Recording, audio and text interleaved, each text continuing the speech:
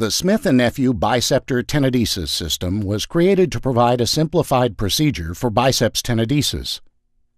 The Biceptor tenodesis system does not require whip stitching of the tendon, which means fewer steps for a mini-open or all-arthroscopic repair. The result is a strong repair featuring the BioSure PK interference screw.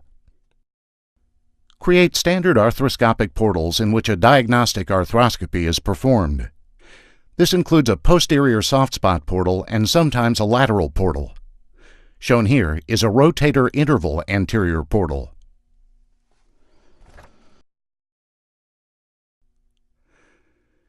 Insert a spinal needle at the anterolateral edge of the acromion into the shoulder joint just anterior to the supraspinatus tendon and through the biceps.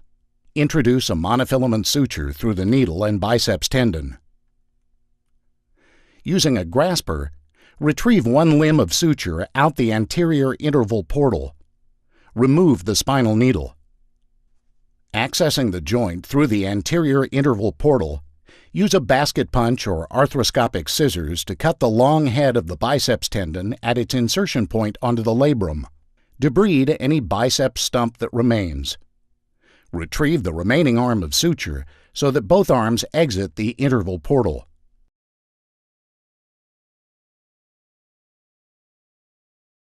Make a 4 cm incision at the superior aspect of the axillary fold laterally along the medial edge of the biceps muscle. Carry the incision through the subcutaneous tissue to expose the inferior muscular border of the pectoralis major muscle. Just deep and inferior to the pectoralis, the short head biceps muscle belly is identified. Place a pointed Hohmann retractor under the pectoralis muscle and over the lateral border of the humerus, providing superior and lateral retraction of the pectoralis muscle. Place a small Hohmann retractor along the medial aspect of the humerus to pull the short head of the biceps medial and to define the medial edge of the bone. This will also protect the medial structures. Care should be taken to avoid excessive medial retraction, which may place the musculocutaneous nerve at risk. At this point, the long head biceps tendon can be palpated just medial to the pectoralis tendon insertion on the humeral shaft.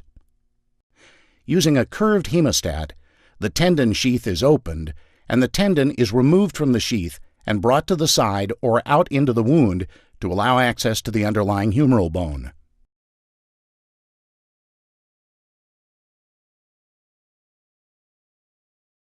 Drill the 2.4 mm guide wire perpendicularly to the humeral shaft in the desired location in the bicipital groove. The tendon fork can be used as a drill guide for placing the 2.4 mm drill pin. Keep the 2.4 mm guide wire in place and ream over with the appropriately sized endoscopic drill XL to a depth of 20 mm. Use line-to-line sizing. For example, use an 8.0 mm endoscopic drill for an 8.0 mm interference screw. Using the proximal sutures, tension the biceps tendon to return the long head of the biceps to the desired tension. At this point, it is important to release tension on the biceps tendon. Capture the tendon with the tendon fork. Insert into the drilled hole until the tendon reaches the far cortex. Important note: when pushing the biceps tendon into the prepared hole, release tension on the biceps tendon to allow it to easily slide into the hole. Insert the 1.5 mm tendon pin through the cannulation on the tendon fork. Attach the bi-grip pin puller on the back of the tendon pin and mallet the pin until it bottoms out on the handle of the tendon fork. Remove the bi-grip pin puller and the tendon fork, leaving the 1.5 mm tendon pin in place. Place the BioSure PK interference screw onto the Biceptor driver and insert over the 1.5 mm tendon pin.